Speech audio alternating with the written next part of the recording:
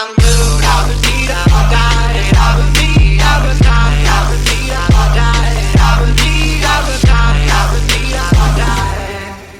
we'll go ahead and get started. So on any of this stuff, guys, it's a way more intimate group. So please feel free, interrupt, ask questions. I want to make sure that you guys get anything out of this that you need. We've been asked more recently to start doing more of these. And because people are asking what changed, what are we doing? Honestly, nothing has changed. We're really been doing the same exact stuff that we've consistently been doing. We've just gotten way more effective with it. We've created systems and automations that are doing the heavy lifting for us in our lead generation and our follow-up. And it's made it wildly more efficient, and it's made it a lot easier for us to be more focused, put our bandwidth on people who are ready, willing, and able to convert. So it's just helped. So since we've created the systems and we've implemented all the new changes, that's where we've really started to see a bunch of this growth. But honestly, I'm the same idiot I've always been. We're just starting to get a lot more effective in the systems that we're using, and it's starting to work. A big piece of this has always been, I was the one screwing it up. And there was a point in time where, can we mute the ones that aren't muted, David? Yeah, I'll pick them off. Sorry, thank you. Let me switch this. So anyway, it was always me screwing stuff up. So just so I can kind of get, and guys, if you don't mind, because it makes it 1,000 times better, if you can kick on your cameras, it would be greatly appreciated. By a show of hands, who is a team lead, or by a show of hands, who's a team lead and has a team? Okay, by a show of hands, who is a solo agent? Okay, so all of this stuff still applies whether you're a solo agent, because the only difference is you're your own team lead, which for a lot of us can sometimes be a bad thing, but it was for me because I was my own boss. However, we can get way better, and we can start managing, and we can be better leaders for ourselves. We can be better leaders for our teams, and everything that we apply, if you don't have a team, just understand what we're talking about. It's just simply going to be your own self-accountability. But a big piece of this was I would always blame my agents when things weren't going right. So we would create a bunch of leads, we would implement a bunch of systems, and when things weren't getting converted, I would always say, oh man, my team suck. I can't convert. I can't do this. They can't do that. And the reality of it is, it was because I sucked as a leader. We didn't implement training. Like if somebody's not doing what they need to do, it's because of one of three things. One, we didn't hire the right people. Or excuse me, we didn't train, we didn't have the systems and the implementation for it. And then if you do have the systems, you do have the opportunities, you do have the training, and the people aren't doing it, it's still 100% my fault because I was the one that hired them. So if I hired the wrong person to pull the lever that we needed to pull, and they didn't have the capability of doing it, the discipline, the consistency, whatever it may be, it was still my fault because one, I was allowing them to continue to stay on the team, or two, I just hired a person that completely wasn't capable or fit up to do it in the first place. So one of the best things that we did was really slow down and start focusing on the agents. And literally, I got out of production way too early. It was a huge mistake as quickly as I did it, because I didn't realize the majority of my company's profit was in my production, not the team's. So fortunately, we got visibility on that. We were able to get a lot of corrections made really quickly, and now we're happy with the decision. But the ability to start focusing more on the team themselves and what they need as opposed to what I need was really a turning point for our team, for our organization, for our growth, and just for the overall happiness of everybody that was in our organization. Because it was kind of one of these things that I hear it all the time, because I invest a lot of money in coaching for my team. And I hear people say, well, instead of spending that money on coaching, why don't you just put the money into lead generation? Or why don't you put it into a different marketing source? Because in my mindset was always to a point where, well, if we invest in them and they leave, it's a wasted investment. When we have the right people, it's 100% worth the investment that we put into our team. It's when I didn't have the right people and I didn't have the right team, that's when it was a waste. Sorry. I'm trying to find him. It's like whack-a-mole. Yeah, it really is. But with people. So anyway, once we started getting the right people, that's when making the investment became a complete no-brainer. The coaching that we've implemented for our team, I use a guy named Robbie T for my lead conversion coach. He is absolutely incredible. He has changed our approach with lead conversion. He's changed our approach with literally everything that we have implemented, and it has completely changed my life and my team. So I'm a huge, huge advocate of that. But kind of one of the last things, I just really started getting intentional with understanding that they do not work for me. I work for them. My job is to make sure that I'm making their job easier. Adrian, you have a question? Sorry. Yeah, I was just curious. I've done a little bit of training with Hatch before. And when you say you do coaching with Robbie, are you doing like one-on-one coaching with you or the whole team, or are you using some of his courses that are kind of spelled out? Anything he does, I do.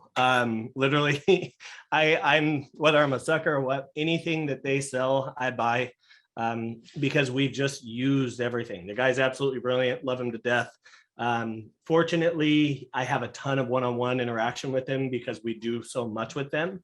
But for our team coaching, he coaches a team and I am there every single time with the notepad taking more notes than my own team.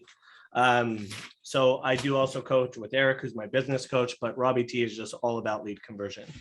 And kind of like one of the big misconceptions on lead conversion is you'll see agents start to disconnect because they're like, well, I'm not a lead converter, or I'm not an online lead generator. Try to go sell real estate without leads. You got leads, whether it's through geographic farming, whether it's through sphere of influence. No matter what we all have leads, and we have to be able to have a system in place to convert them. So just keep in mind, this 100% isn't just for online leads. Everything that we apply, all of your business would be like everything that we get, regardless from source or where it came from, it all goes into the same exact process. All right. So a couple quick things. Let me actually switch over here because I'm going to have to share. David, can you share, give me a host again, just so I can share my screen when I need to? Yep. So big thing, mistakes that we've made, understanding lead sources and the life expectancy of them. So we'll kind of go through some of the lead sources that we use in just a minute, whether it be PPC, portal leads, sphere of influence, whatever it may be. Like one of the biggest mistakes that we've made and what we've seen other people make is when we do PPC, almost nobody, if you talk to a real estate team, likes PPC. And almost everybody hates it. There's one really big company that I won't say on here because this is being recorded, but their PPC is atrocious. We ran it for 2 years. It did not work. And for the longest time, I was like, man, we must just suck, or this is super market specific. And I had a really good agent friend of mine that was like, I can absolutely guarantee you this is not agent specific, or market specific. It's 100% either you suck, or two, you're just working with a really bad company that doesn't know how to do PPC. And it turned out once we switched, we started running PPC, and it is by far one of my best lead sources right now with the absolute highest ROI. So to kind of dive a little bit deeper on that, PPC takes a really long time to convert, and that's where most people fail with it, is they have the same expectations of a PPC lead, and they have the exact same approach with a PPC lead that they do with a sphere of influence or a referral or somebody who came in through Zillow or realtor.com. We have to have a completely different cadence, completely different messaging, completely different follow-up. Everything about it is completely different because this is somebody in a different phase of their home search. So portal leads, I know this is redundant, so forgive me, I'll rush through it. Portal leads are on a real estate website clicking, I want to look at a property. That is somebody showing way higher intent than somebody who is clicking on a website, seeing pretty homes, you make them register, it sends you their contact information. They didn't say they wanted to talk to an agent. They didn't say they wanted to tour a home. They just wanted to get information. So usually those people end up being in the discovery phase. And agents, for whatever reason, we only like to focus on the lowest hanging fruit. And as we search for the lowest hanging fruit, we fail to climb all the way up the tree and nurture all the fruit that's going to feed us eventually. That's probably an absolutely terrible analogy, but I think you kind of get the drift. So what we needed to create for our PPC is automations and messaging that's going to do the heavy lifting and the nurturing for us without having to use my ISAs for it, without having to put our agent efforts into it. Because we know inevitably, if we make our agents call leads that are unresponsive or with very low intention, they ultimately are going to completely just blow them off. Or two, they're just going to miss follow-ups and they're not going to give them the attention that they need to push them further down the stream until they become a ready, willing, and active buyer. So one, having the mindset and the proper expectations with each of the leads is critically important, because if you expect a PPC lead to convert at the same percentages of a Zillow lead, you're going to be wildly disappointed. But two, one of the most important things for us to understand is our return on investment for PPC is about 188%. Our return on investment for a portal lead is only about 78 to 82%. So it is a wildly different return on investment. It is long-term gratification. And that's kind of the challenge that I always had, is I always was looking for the short-term satisfaction. And I was never focused on the long-term gratification that we can have by being more intentional and nurturing some of these higher returning lead sources, because that's really all of our goal. It's not to sell a shit ton more homes and make a lot less money.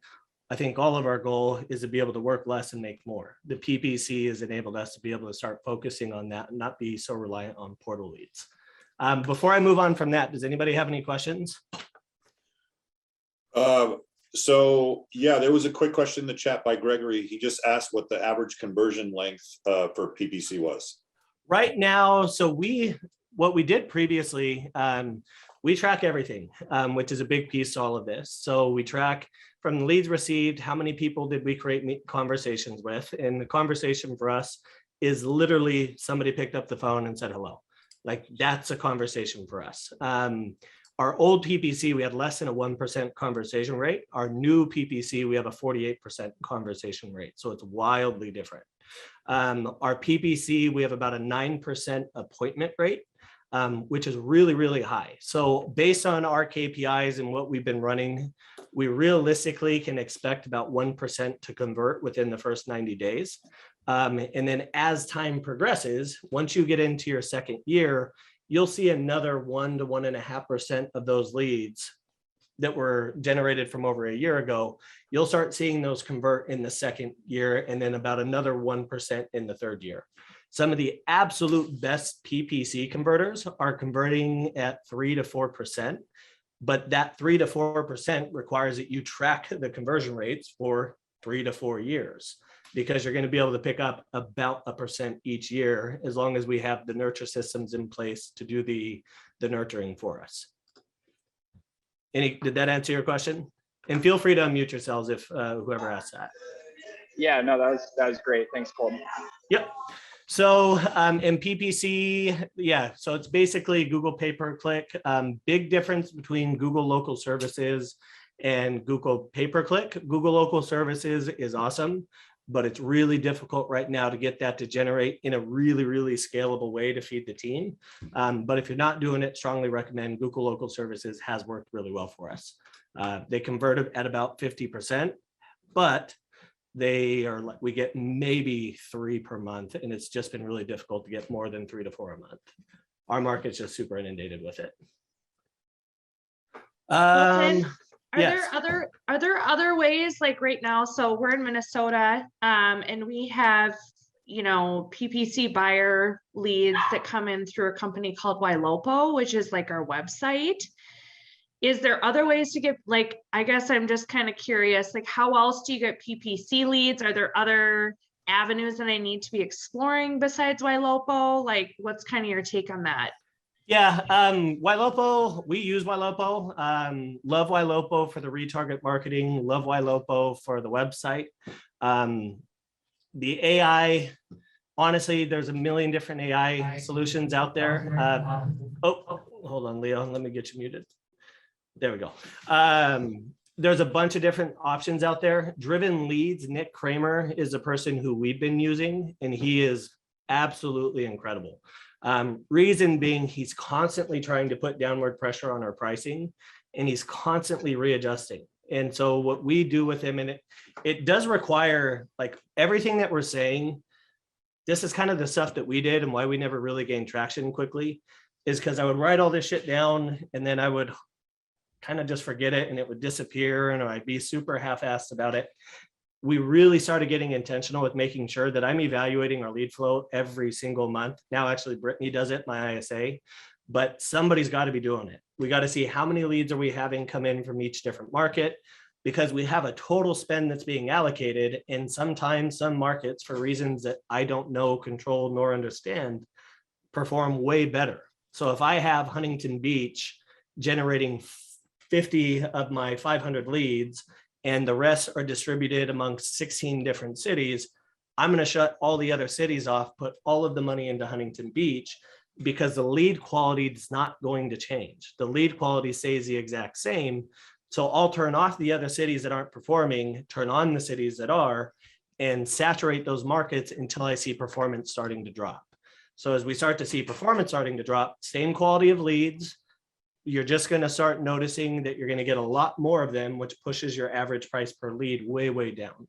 So since I've started with him, we started at about $40 to $30 a lead. We're now down to about 15 to 14, which sounds expensive to a lot of you, but it is way better quality. Like, for example, we used to use Ylopo and we got like a 1 to 2% answer rate. Now that I use Nick Kramer, and I don't know why, like, I have friends that are using Ylopo for their PPC that have way better results than I did. Somebody may have potentially dropped the ball on our account and just set the wrong setting and just forgot about it. But Nick Kramer with Driven Leads is a person who does ours. Okay.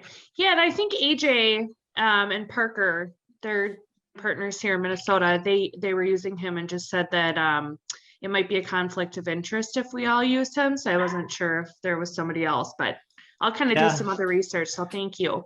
There's another guy by the name of Joseph Lee.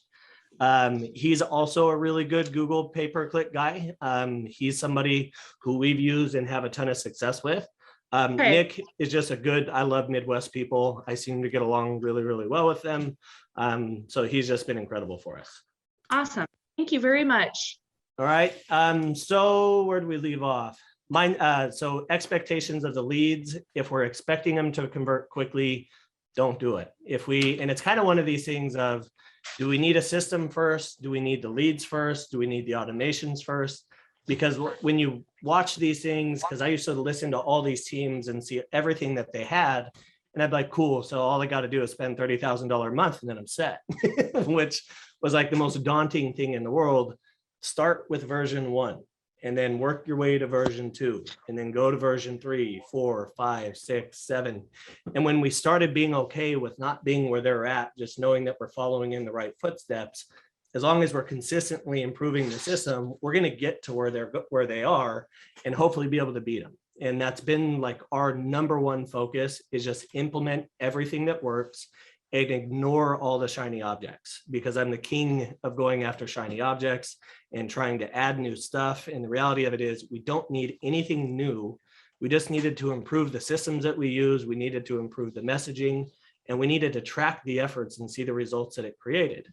Because when we do, we see what's working and we see what's not. And we do have to give it enough time. But as agents, we either hold on to stuff not nearly long enough, or we hold on to it for way too long. And we have to just start tracking the performances, understand the timeframes, and if we're not seeing the performance that we need, figure out what's screwed up.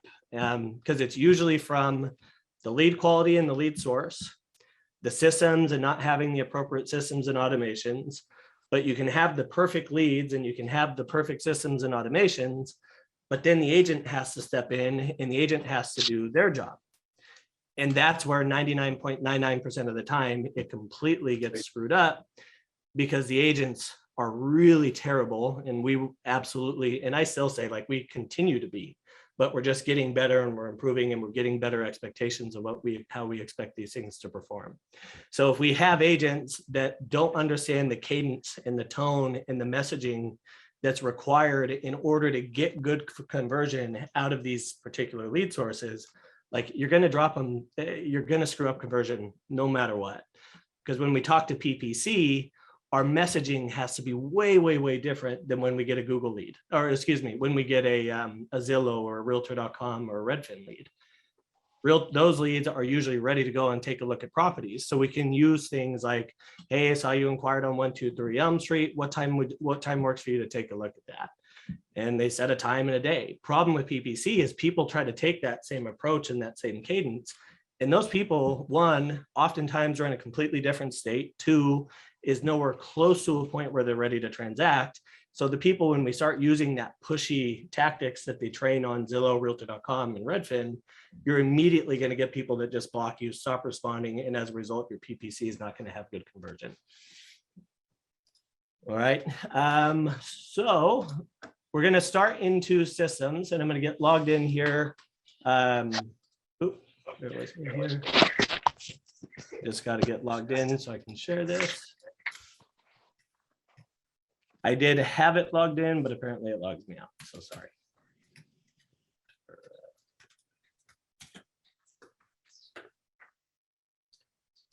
This does not require that you guys switch CRMs. So that's kind of one of the big things that we always ask. All of the CRMs, in my opinion, are the exact same. They all sometimes require. Hope you're a dog lover. They always seem to go to the people that don't like dogs. I have a dog, it's probably why. Damn it, Brad. All right, let's see.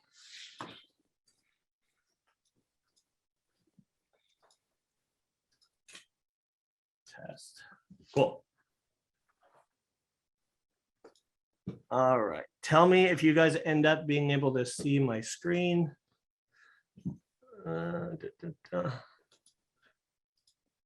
Okay, can you guys see my screen? we're Sierra good. Interactive? Yep. Yep, Cool. yep, got it. Awesome. So we're going to do this part pretty easy. If you need me to slow down, please feel free.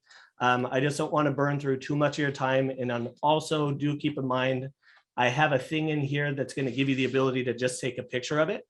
And it will show you what each of the statuses mean. It will show you what each of the tags mean, the timeframes, the cadences.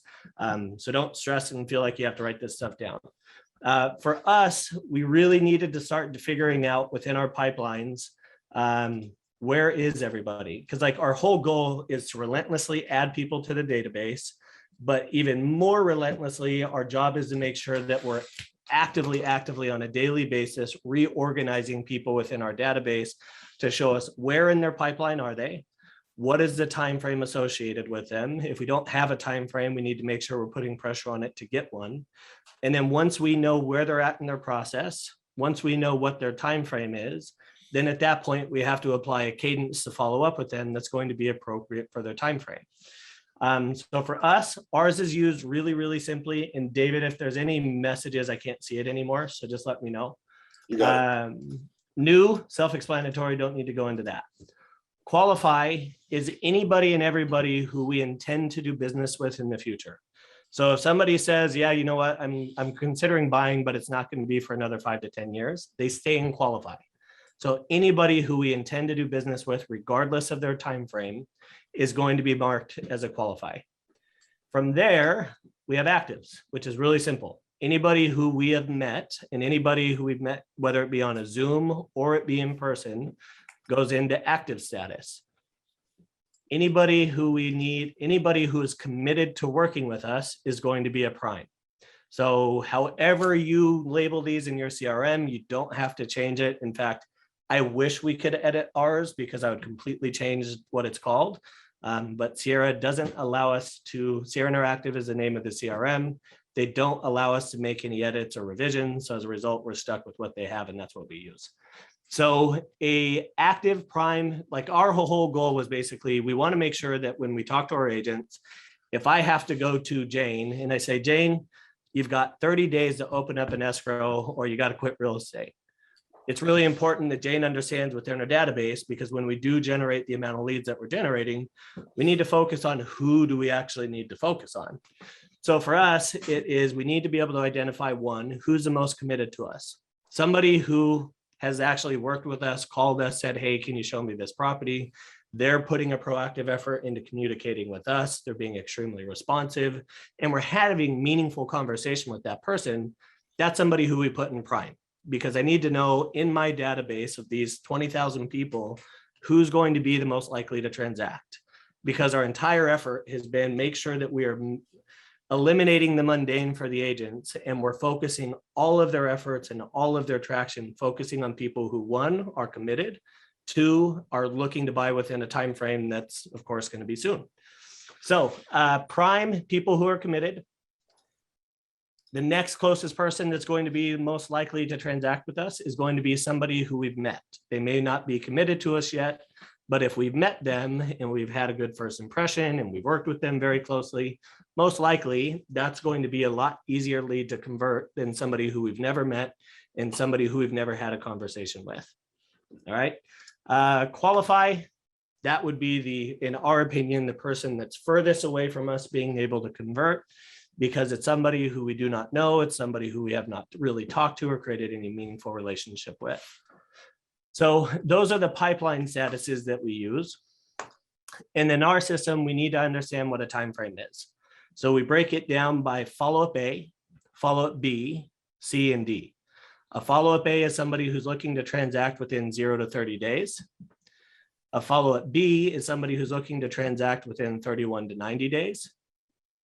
A follow-up C, 91 to 180, and a follow-up D, 180 plus. Because from here, the agents can start being specific and say, okay, a qualify who's looking to transact within 0 to 30 days is going to be a lot more likely for me to convert than a prime who's not looking to convert for another 180 plus.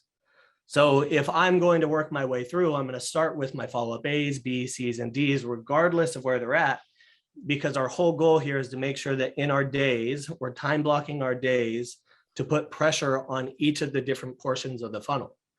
So for us, the people who are follow-up A's, they get our attention first. People who are B's second, C's third, D's fourth, regardless of where they're at in their process, qualify, active, prime, because their time frame is the most important for us. From there, we just have plans. So in here, I do think it's very important that your CRM have fully the ability to automate text message campaigns. Follow-up Boss, I love Follow-up Boss. It was my favorite CRM. It integrates with the most things. It's very clean. It's very pretty. But unfortunately, it does not allow us to do automated text messaging. There is a solution for it called Call Action. Call Action, you can plug into Follow-up Boss. It will enable you to do automation through text messaging. However, it's going to completely, I just don't like it. I think it's clunky. I don't think it works very well. So for us, we chose the option that has it built in because it's the most seamless and bulletproof for us. Nothing ever breaks. So once we have the follow-up timeframes, the agents will always just apply a plan. So if you follow up with somebody whose time frame is 6+ months at the same cadence that you follow up with somebody who's looking to buy in the next 0 to 30 days, we 100% are absolutely going to get blocked. So we have to make sure that we're applying a cadence that's appropriate for the leads and make sure our agents aren't screwing this up. And like this is where we really screwed up, is because we think our agents should know this. Like we tell them once and then we expect them to just do what we tell them to do. And that was a leadership problem on my part. So you have to clearly identify the rules in the system, and we have to make sure that those rules are very visible to our teams. Because if it's not, number one, they're going to screw it up. Number two, even when it is, they're still going to screw it up. Their agents, systems and organization and automations is not going to be their big strength 90% of the time. So for example, Follow-up Boss, I see a lot of people say, well, we don't have automations. I don't want to pay for Call Action. So instead, I'm just going to set a task for my agents to go click that button and initiate that text message. The more room you leave your team to screw it up, the more your team is inevitably going to screw it up. Like me too. It's the same thing with me. Even as a solo agent, if I had to manually go initiate it and I had a busy day, inevitably the pressure that we're supposed to be putting on our pipeline isn't going to be applied because we let life get in the way. And when life gets in the way, we stop doing our follow-up. All of a sudden we have all of our active clients are in escrow and we, oh shit, I don't have anybody to work with right now. So then we go back into follow-up mode. We start following up with people. And that's why we have this huge roller coaster in real estate, is because the pressure for the pipeline always stops. So the automations that we build in that I'm going to show you in a minute ensure that there's constantly pressure being applied to the entire pipeline. It makes sure that we can adequately and effectively start putting pressure on the people that are the most likely to transact. So follow-up A is going to be a minimum follow-up of 3 times per week. Sorry, I got to let this person in. Yes, so I'm going to show you, sorry, I'm reading these. I'm going to go ahead and show you the campaign so you can kind of see what they are.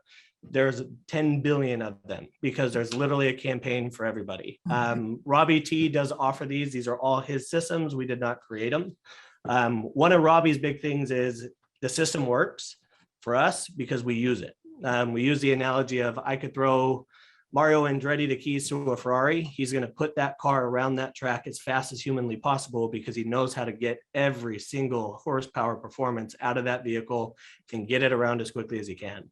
I can throw that key to my 14-year-old daughter there. She's going to crash it into the very first wall around the very first corner because she is not capable of driving that vehicle. Robbie's system, in my opinion, is a Ferrari. If we use it correctly and if we manage it correctly, it will generate amazing results. If we just think that the automations are going to create the result that we're looking for, we are going to be wildly unthrilled with Robbie's system and everything that it's done for us. So it's 100% subject to us just implementing it and utilizing it the way it's intended to be used.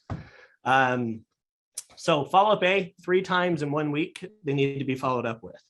We do not let our agents use a drip campaign as a hard touch.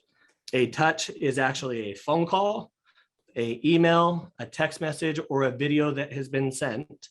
And with the text, phone call, email, video, those are the only things that they can use to actually satisfy that touch.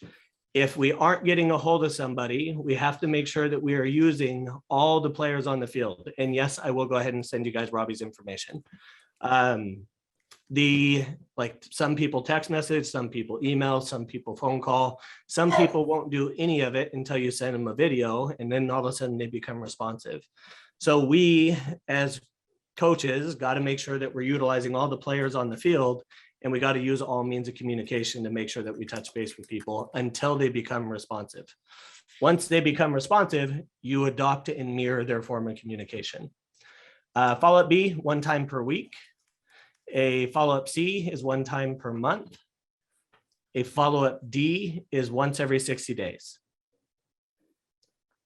So now you can't screw it up, because once you apply this plan and you do a follow-up A, it's going to automatically assign a task for them to follow up 3 times.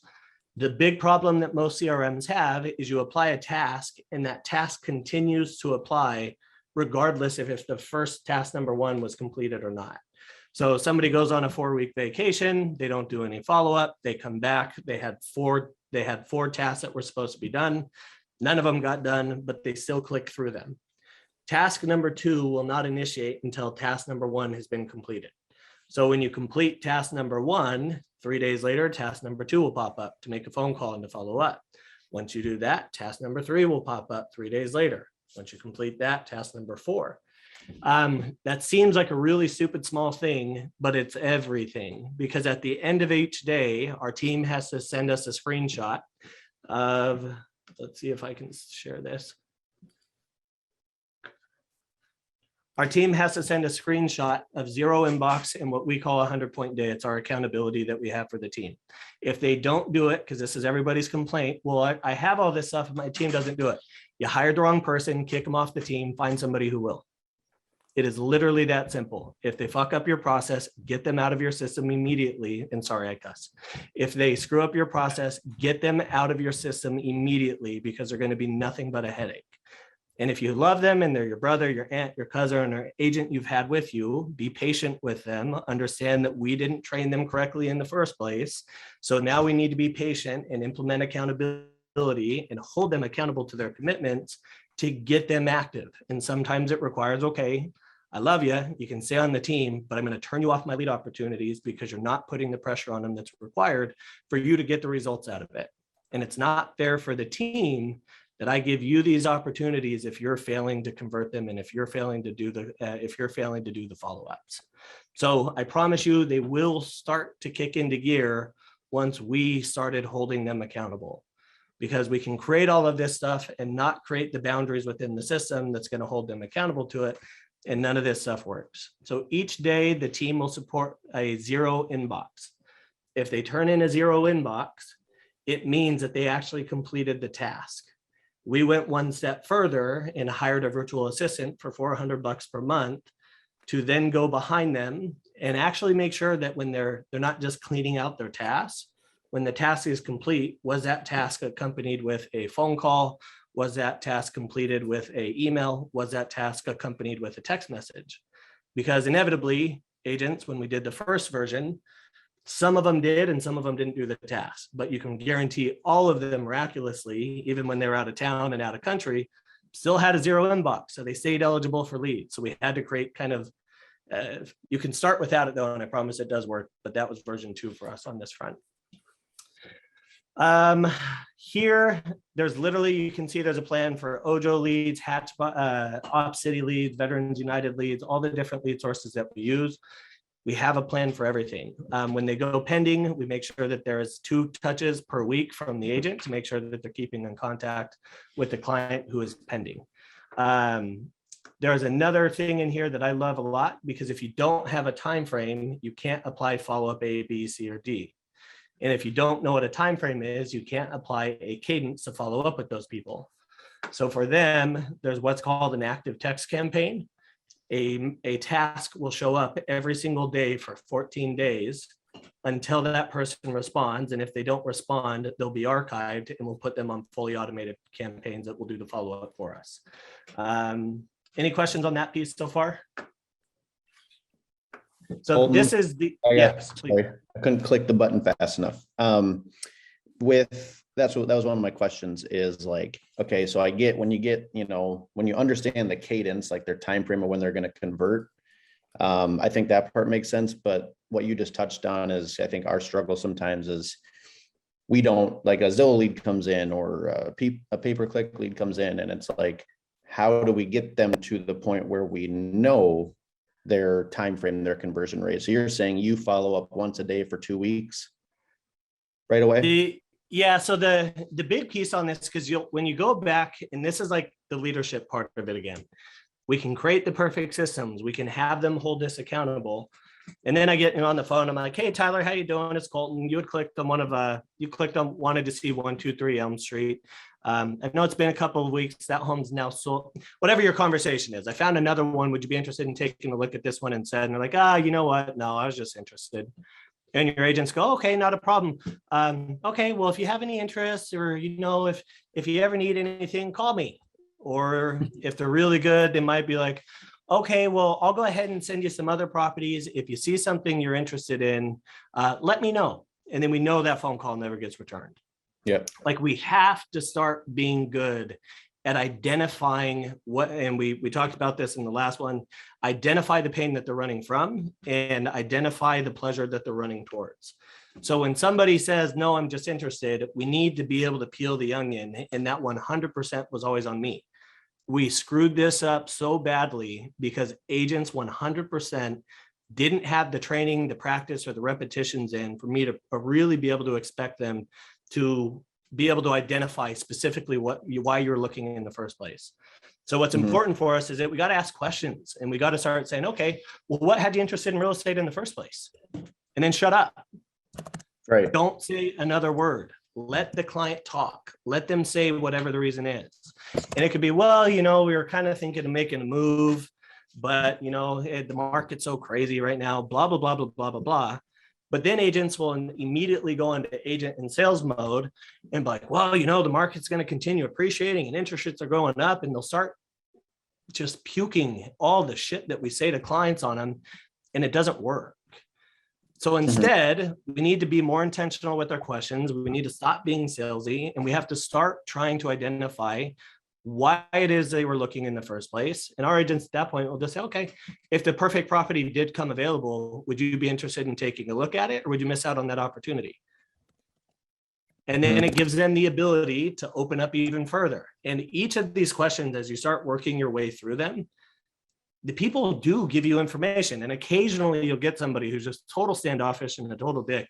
But what's important about having the mindset piece settled in the appropriate expectations, the absolute best lead converters, the best of the best, the ones who are twice as good as us, only are going to convert 6 out of every 100. Mhm. So it's like, we got to be ready for the ones that are going to be dead ends. We got to be ready for the ones that are going to be no's. What we have to be good at is knowing when they really are a no. We've done our job, we've peeled the onion, we've gotten to what they're looking for. And it turns out they're a total waste of time, which is really, they're never going to be a waste of time. It's just that they're not ready yet. And as a result, they don't need you. They don't need me. We haven't earned their trust. They have no reason to want to use us. Then at that point, we'll archive them. I'll put them on a fully automated campaign, which I'll show you guys in a minute. And in 6 months, the system is going to start following up with them on an automated basis and say, hey, Tyler, 6 months ago, you had inquired on some real estate on one of our sites. And I just wanted to check back in with you and see if you still had any plans of jumping in the market. And then they don't respond. And then it sends another text message and an email, and then it drops a voicemail, and then it sends a text message for 3 years. And that's what our agents aren't going to do. So we gather all these leads. We only focus on this lowest hanging fruit. These people are legit. Like, dude, I've been looking at homes in Tennessee for 4 years. I promise you I'm going to live in Tennessee one day. But I've been doing my due diligence. I've come into so many people's systems as a PPC, and agents suck at follow-up. But if their system was doing it for me, I would continue working with that agent for when that time does actually come. Right. Like, that's where we lose the ROI on what we're doing in our businesses, is we don't have the long game planned out.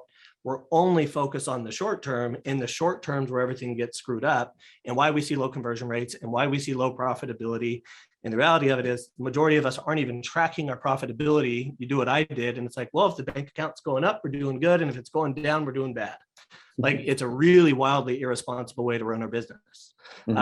So we do need to have total visibility into the P&L side, because we need to understand with our lead gen, where does it make sense for us to spend more money, and where does it make sense for us to pull back from, reallocate spend towards, put more towards a system and away from a lead gen. Like, all of these calculations and the right moves require transparency into each of these different numbers. So for example, if somebody's like, well, I'm already working with an agent. You listen to your agents, and what do they say? Oh, okay, well, not a problem. And whatever they say, they completely just screw it up. And it's like, most people, when they're in the discovery phase, and even people on Zillow and Realtor.com and all of these different sites, just peel the onion. They're going to deflect you. They don't know you. They don't trust you. They have no reason to want to work with you. And I hate it when people say buyers are liars. It's like, no, dude, they just have no reason to want to work with you. They don't know you. They don't trust you. They don't like you. Our job is to make sure that we earn the privilege of being the person that they think of when that time comes. And the only way we can do that is when we take a step back from trying to convert, and we start trying to focus more on what the person actually needs. And in order to do that, we need to be amazing pain identifiers, and we need to know what to focus on. Like, all the time, do we hear people say, I actually heard one of my agents do this. Somebody died in their family, which was a reason that they had to sell their home, and it was a reason they were looking for another. Like, oh no, I'm so sorry. That's awful. Where do you want to move? What price point are you looking at? And it's like, dude, Jesus Christ. Like, how bad can you possibly be? How unhuman can you be? Right. It's like, thank you for trusting me with that information. I can only imagine what a difficult time this is for you. And then we start actually just talking to somebody, and we start communicating with them. And it completely, when we don't give them that salesy approach, and we don't keep trying to peel the onion and push them towards the sale, they start opening up, and we can identify more specifically what they're looking for. And it's like, ideally, when do you see yourself in your next home? It's questions like, help me better understand your current living situation. Like, all of a sudden our listing counts dramatically increasing because we ask the question every single time, or at least we should. My agents still miss it all the time. But it's like, help me better understand your current listing situation, or your current living situation, as opposed to, do you have a home to sell? help me understand your better living, help me better understand your living situation. They'll say something along the lines of, well, you know, we're renting, which one is going to help me identify time frame. Got it. When your lease expires, are you planning on potentially considering getting into the market? And they're like, yeah, but, well, how much longer do you have left on your lease? Now we're able to uncover the actual answers, as opposed to one, not asking and not finding out, two, they hang up. Three, they end up calling the listing agent who's been geographic farming them for the last 10 years. That person lists their home for sale, and then that person ends up being their buyer's agent. Like, we always wonder why these buyers disappear, and it's because we sucked at asking questions and identifying what they need.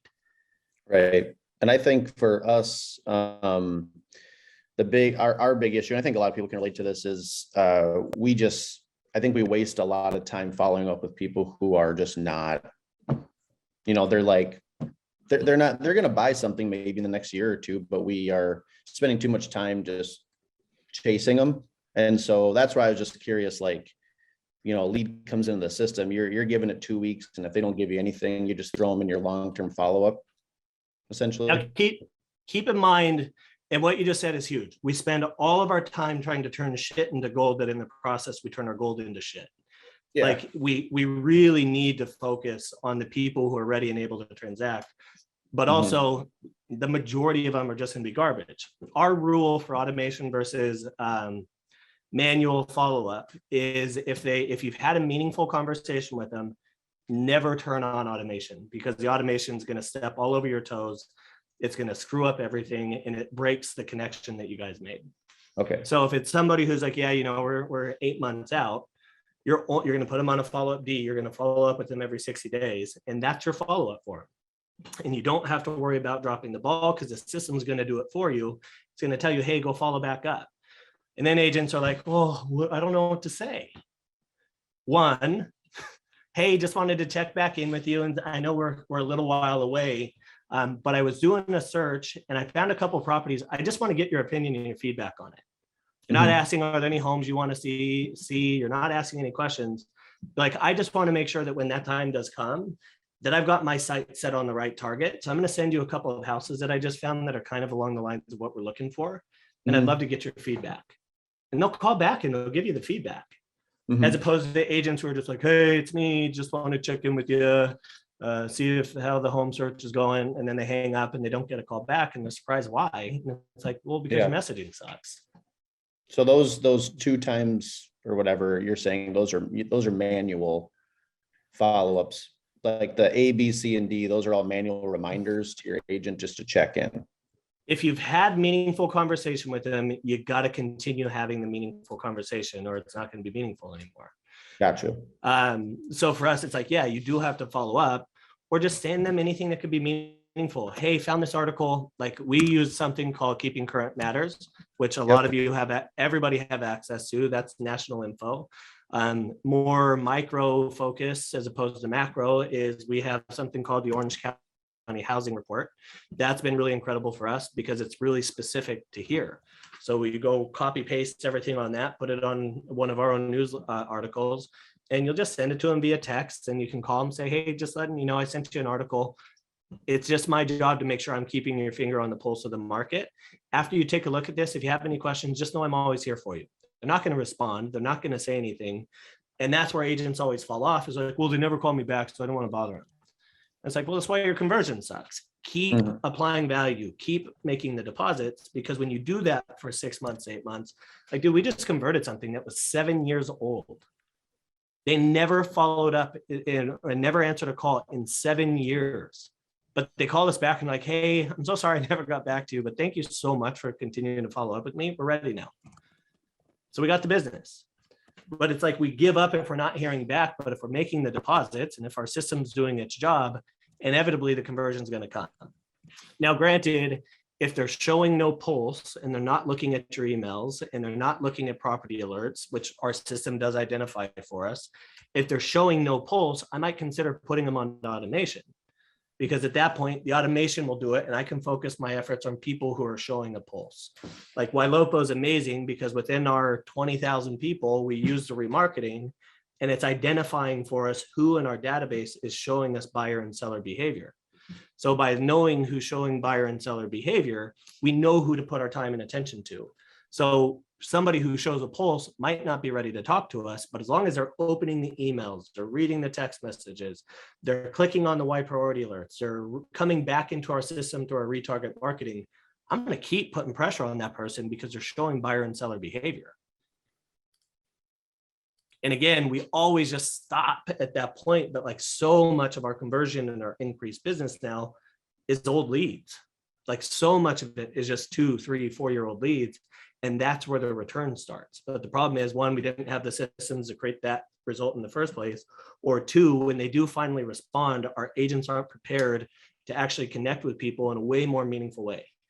Like we have to be amazing storytellers, because if we want to connect someone with how we're going to provide value to them, like the way to do it is by being able to tell a story of how you've done it for somebody in the past.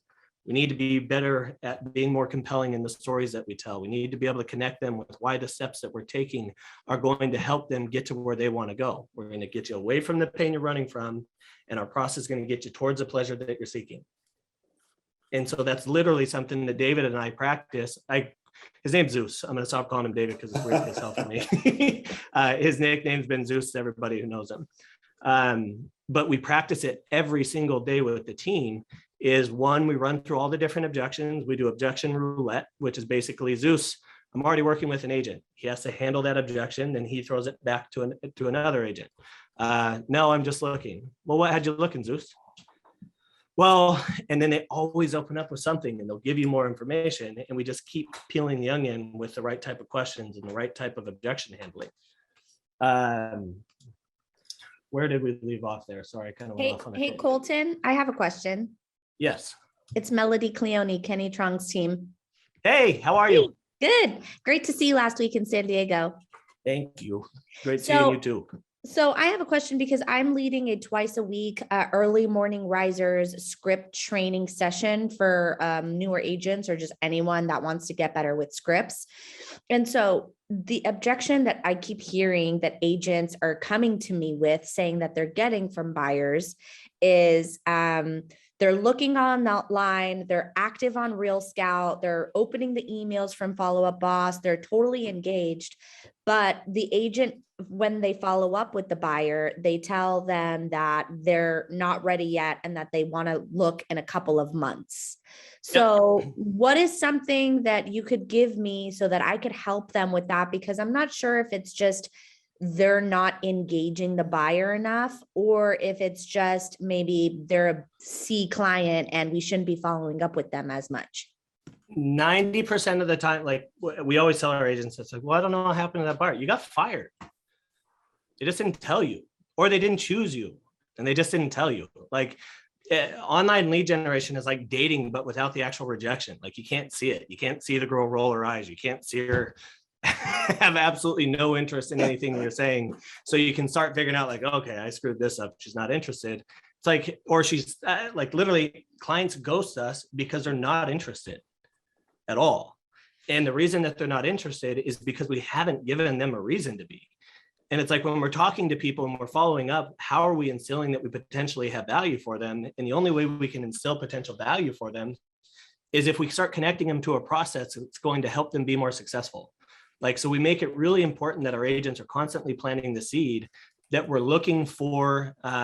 One, we have off-market networks. We have a list, an inventory search team that helps create inventory where otherwise there isn't any. We have the ability to turn our buyers into cash buyers, which is going to help them be more competitive in a market that they're getting their asses kicked. Like, we need to start adding these little pieces to it. And a huge piece of this is we got to be educating our database. And how do we educate our database? Video email drips, video retarget marketing. Like, that is something that we should be doing. And we need to start focusing on the pain points that the clients are feeling and showing them how that by using us, they're not going to have these pain points, because the solution that we're providing for them is way better than what everybody else is calling with. And like, that's what we have to practice with our team, is how do we get somebody for a strategy session? And let me be really clear, a strategy session is in no way, shape, or form turned into I'm trying to find out what color cabinets you're looking for, the flooring that you're looking for. A strategy session for us is how we are going to help make you competitive in a market where buyers on average are submitting 20 plus offers before an acceptance, but our clients who use our strategy session are submitting an average of 4. And I'm going to show you exactly how we do that. And then when we can pique their interest with actual value that we're going to bring them, and it's not just all the normal bullshit of I'm responsive and I am awesome and I sell 10 billion, you guys actually sell 10 billion homes per year. Yeah, they're shooting for 2 billion next year. It's insane. But anyway, yeah, I don't even know why I'm talking and you're on this call. I should shut up and let you talk. But anyway, like we have to do really good at planting the seed. But again, your agent's got to practice doing it in a way to where it doesn't seem salesy and we're genuinely there to help them.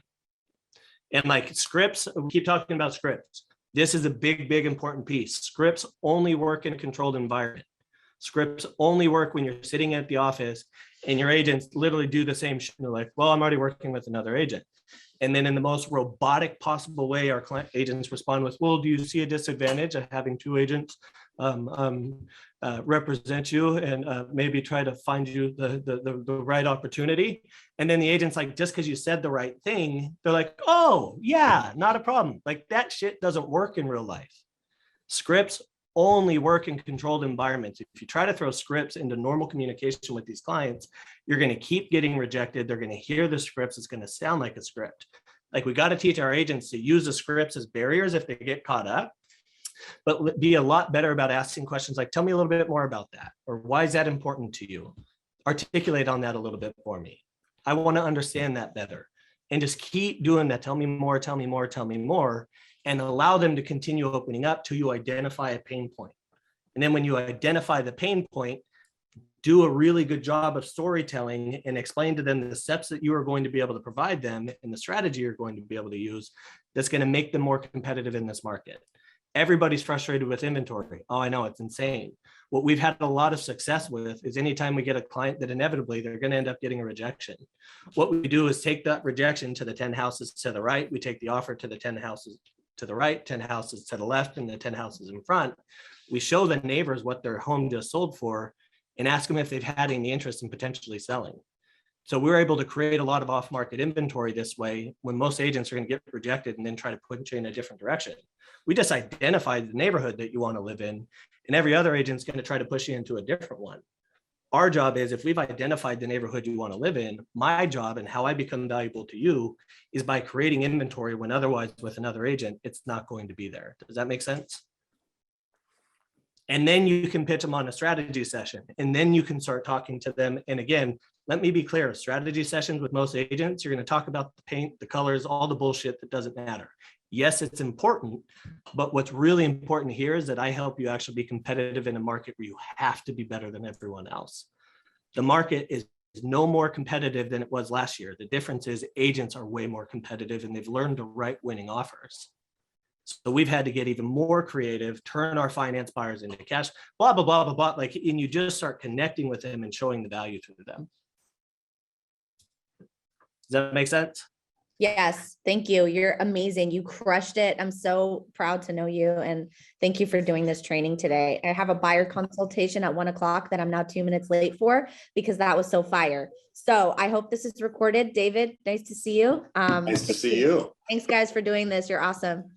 We'll record it. And guys, I am so sorry. I know we kind of went a little bit over. I am famous for that. Before we switch on anything, it really was keeping it on the conversation, learning when to shut up, asking really, really good questions. But the challenge is we as team leads or solo agents tell them what to say, and then we don't watch them say it. And that's where we screw it up. Anybody ever play the game telephone in school where they start at one point, they say something and then have to whisper it all the way around in the circle? They are going to screw up what you say so badly, and it's not their fault. You have to first teach them what to say, then watch them say it, make the adjustment so you can make their critiques and help them along the way. And then once they have proven themselves, then you allow them to go do it on their own. We all skip the step of watch what I do and then go do it. And that is a wildly unsuccessful way for anybody to find success in real estate. It's like if you're trying to learn to golf and you watch 1,000 hours of YouTube with Tiger Woods, or you can have an hour with Tiger Woods, sitting with there, watching what you're doing, making the adjustments, making the critiques. Who's going to be a better golfer, the 1,000 hours or the person that actually got a lesson from Tiger? So it's like, don't skip that step. That step is so important. And then as agents, if you're a solo and you don't have that mentorship, go listen to what you said. Go listen to your phone calls, listen to where you screwed up, find the opportunities, because the growth is in that gap. And that's what we have to go improve upon. I want to just make sure we got everything that's really important here. Any questions on any of that stuff? Cool. Sorry, guys, we kind of had to rush through that. The last part is we have the right leads, we have the right systems, we say the right things, we show up to an appointment with a black and white MLS piece of paper. We got to have better presentations. Our goal on the first appointment needs to be setting a consultation for the second appointment and a strategy session. Like that is our agent's entire goal, is when you walk into that property, your agents need to be trained on how they're going to maneuver themselves closer to a second appointment. Because otherwise they're just going to be door openers, especially with Zillow and Realtor.com and the going shows. If you show up with the black and white piece of paper and you're like, okay, take a look around. If you have any questions, let me know. Like that shit's not going to work. Meet them back, take control of the showing. We have a rule, take control of the showing, let them know what to do. I'm not a helicopter parent. You guys feel free to look through the house. We don't do the Vanna White shit. Here's a kitchen, here's a bathroom. It's not important. When you're done taking a look at property, go ahead and meet me back in the kitchen and we can discuss the home. When they're done, they'll go meet you back in the kitchen. You ask a couple questions. On a scale 1 to 10, how close is this home to what you're looking for? What would it make to take it a 10? Now we're going to identify the bait that we need to use in the future. Got it. Sounds like this home, not what you're looking for. And the good news is they're going to say a million other things that are going to give us the ability to maneuver our way closer to the second appointment. And a big piece to that is going to be, got it. Yeah, I know. And they've heard how competitive the market is. What we specialize in and how we make our clients successful is slowing them down on the front end, preparing them for the process, getting all the ducks and everything lined up, because the one thing we see happen the most is our clients don't slow down. They don't work out and audit their financing. They don't understand the process and the strategies that are actually going, there we go. They wait until they find their dream home to then try to prepare to secure that home. And by the time they do, that house is already gone. And my goal is to make sure that that doesn't happen to you. So in order to ensure that I've done my job, we prepare you on the front end. We give you the ability to write competitive offers so that when that dream home comes available, you actually have a fighting chance to get it. And that's when we start pushing them for the buyer consultation. So from lead acquisition to the systems you use, to the automations, to what we say, and then how we present ourselves, all that stuff has to be dialed, and our team needs to have a very similar approach. When you go to Nordstrom's, if you go to McDonald's, regardless of which one you go to, the process and how you walk through that door, how you order, how you buy, what's said, it's all already dialed. And it has to be the same way for our teams in order for us to be able to expect scalable growth and consistent and predictable growth. Because you can have all of this without one of the important pillars, and it's going to fall flat on its face, and it's not going to work, and it's not going to scale. All right. Sorry, we kind of had to rush through it, and I want to be respectful of your guys' time. We will send a recording out for this to everybody. If you guys have any collateral, I will send, I didn't post that screenshot so you can get the cadences and all that type of stuff. But if you guys ever have any questions or anything that you want to talk about in further detail, feel free to call me anytime, shoot me an email, or however you want to get in contact with us. We're happy to help. Awesome. Colton, do you have time for like one question? Yeah, please. Yeah, I wrote down a couple, sorry. But thanks for putting this on. Yeah, of course. So I know you have ISAs, right? Yeah. At what point do they come into the picture with these types of leads, pay-per-click and Zillow and all that stuff? PPC from the day they're generated. Zillow Flex or ISA, we're in the process trying to hire another one. It's a total pain in the ass, just because it takes such a particular skill set to be good at this. So she will take over the agents because those leads are all agent claimed. So they'll claim the lead. We have a filter built into the system that doesn't give the ISA visibility of that lead for at least 7 days. Once the lead is 7 days old, they then get visibility of it and the ISA will audit it. And they'll see, did the agent create meaningful conversation? Did they set an appointment? If the answer is no to both of those, the ISA pulls the lead back because we don't want them chasing leads that aren't being responsive and leads that they're not creating meaningful conversation with. Because at the end of the day, even though we train the hell out of our agents, they're not nearly as good as converting as what Brittany is. Our top ISA, she is amazing. Somebody who says, no, I'm not interested, all of a sudden she sets an appointment, puts it back on their calendar and she does the mic drop on them. It's like, that's how it's done. So the only, yeah. Sorry, I was just gonna ask, I know a lot of teams have it where like lead comes in the system, it's like immediately in the ISA's hands and they work them until someone raises their hand and then they give it to the agent. Why are you doing it differently? So if you're going to scale it, it's really difficult to hire enough ISAs to effectively be able to do that. Dan Beer, for example, he did it and he immediately switched it back because agents were mad. Like some of our agents claim, like Marcus will claim 30 leads and he has amazing conversion. And then somebody else who has amazing leads, they're only taking 3 or 4. It's like, you got to let the amazing converters who will take more opportunities, but maintain the performance, allow them to backfill the performance for you. Because if you try to keep it equal for everyone, 1, it's not going to work. 2, Marcus will all of a sudden be pissed if all of a sudden he loses his lead because the lead distribution is going to get screwed up.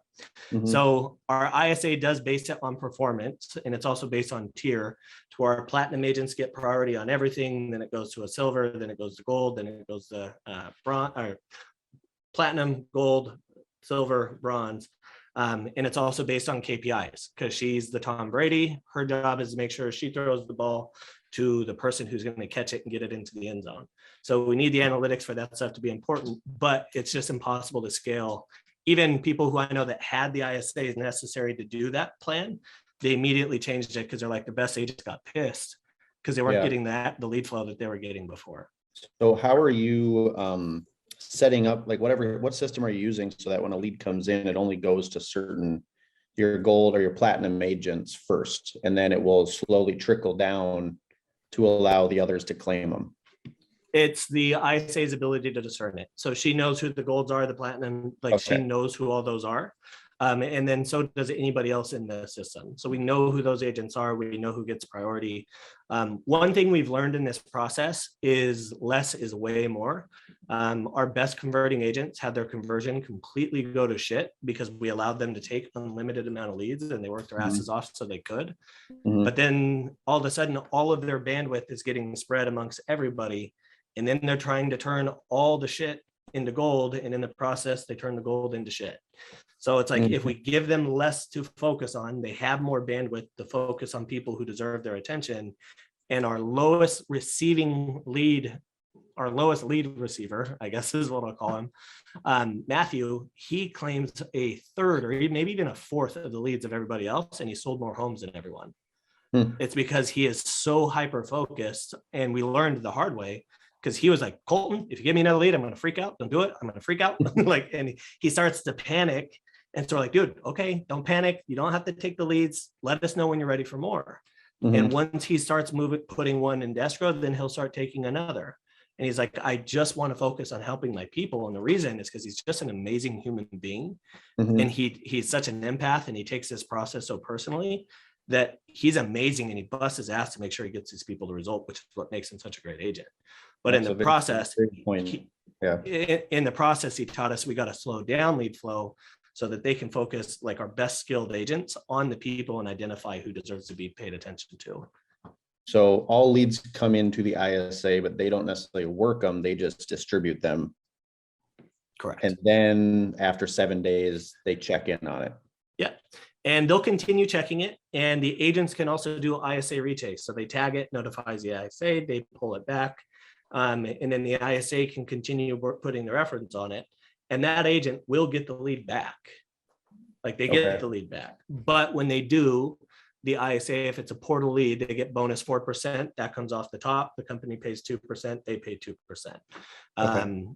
And the agents are fine making less money per transaction because they're able to put their time and their effort and their ability on converting leads that are actually going to convert. And they're going to do more transactions because we're doing all the heavy lifting for them. So the people that they're working on can and will buy. Last question, then I'll shut up and let somebody Dude, else you're ask. fine, please. We have like a lot of like family and friends, for example, in our database that are not, you know, they're just in there. They're not looking for a house actively. They weren't a lead that came in. We just put them in there so that we can have them in our systems to like reach out about events, whatever, things like that. I know you said you're applying pressure to like all 20,000 of your leads. Like, how do you work those types of leads? Like, is it just you're putting them on like your newsletter and like little things like that, or are you doing something different? Yeah, my grandma's on a follow-up B. My mom's on a follow-up A. My sister's on a follow-up fucking never. No, I'm just kidding. She gets a follow-up D. Yeah, she gets a follow-up D. I love her to death. But so like literally, and I'm not even kidding, my sphere of influence, friends, family, like we do need to put adequate, and granted, we're not calling them like, hey, just checking in to see if you're looking to buy or sell real estate. We're like actually being there for them, connecting with them, checking in on the kids, not doing anything real estate, but yes, staying top of mind. So it's like everybody in our system should be in your database. I just do it to keep the people who I should be calling happy so they don't get mad at me for not calling them, but also like friends, cousins, people who are kind of acquaintances, like staying in contact. And it doesn't have to necessarily be a touch that means I'm calling them, or it can be an Instagram like or a comment or something that just keeps top of mind for these people. So everybody's on the plan, everybody in your personal. The ISAs do not touch any SOI. If it's a past client, the ISA does not touch it. The agents are responsible. We have a past client campaign. So when it closes on the third day, the agent calls them, checking in with you, just making sure everything's going okay with the house. Do you have any questions? Day 7, they check in again. Day 30, they check in again. Day 90, they check in again. And then it goes to every quarter. Agents and clients are always so insanely impressed with you checking in after you collected the check. And then secondly, and this is where people are like, well, I don't know what to say to them. What do I say? How are things going with your new home? Is a start. Right. How did the move go?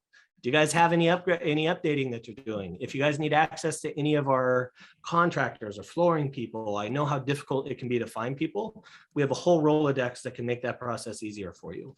And it's like, what inevitably happens, like who's attracted to us when we buy or sell something?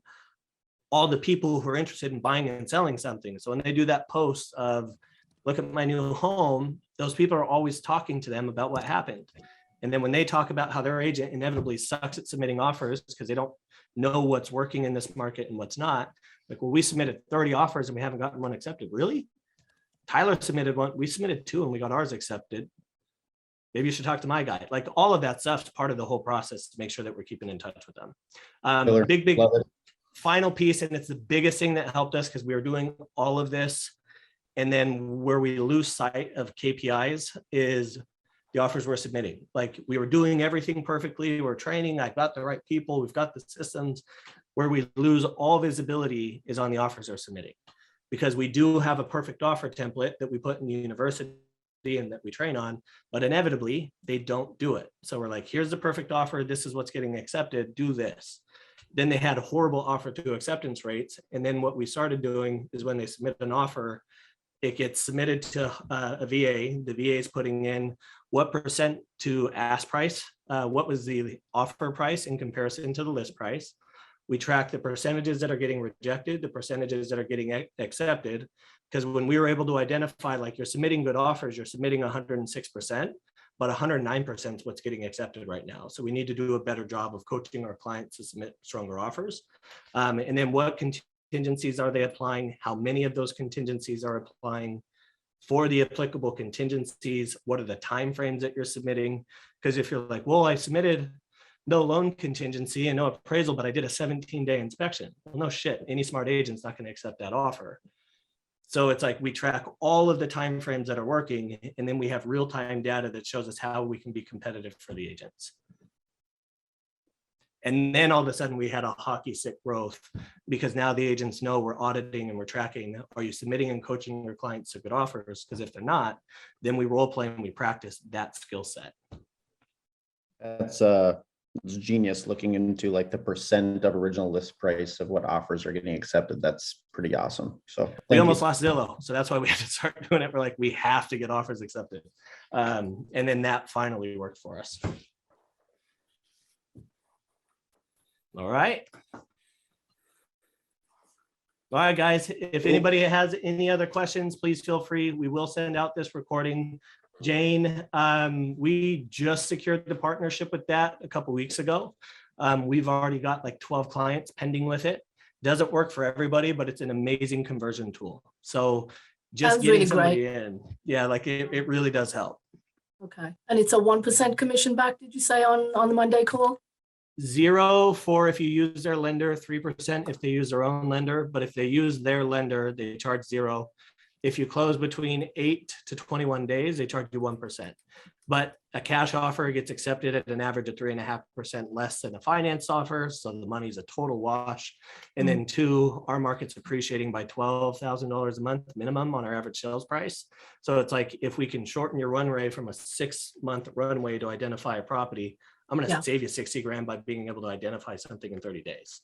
That's So it's awesome. like net in every single way, shape and form, you're saving money without costing you money. Yeah, awesome. Thank you. Is that different than like a standard home light partnership? Like, are you talking about like a cash deal or something? Yeah, so they'll give you the ability to submit offers cash. Okay, I don't know if we have that in our marketplace yet. I'll have to look into it. They're not in every, but there is a comparable in almost every market. Like there's some system somewhere that'll do it for you. Yep, okay. Like shit, even if you had to pay the 2-3%, I'm paying it all day long just because 1, my offer is going to get accepted for less. 2, I'm going to submit maybe 3 offers instead of 20. I'm going to be able to buy a house the minute I find the one I want, as opposed to the 16 I'm going to lose over the next 6 months in an appreciating market. And it's like, people are like, well, yeah, but it's finance versus cash. No, it's not. Your 20% on an extra 60 grand is going to outweigh the cost of utilizing this service. All right. Awesome, guys. Just a quick note, everybody who's still on, I got all of your requests for the scripts and whatnot. I will be sending those out today. And then I'll also make sure that I get all the videos out to you as well, or the video of this recording as well. So you guys have that as well. Thank you. Awesome. Thank you, guys. welcome. Appreciate you. Thanks, guys. Thank you. Thank you. Thanks, guys.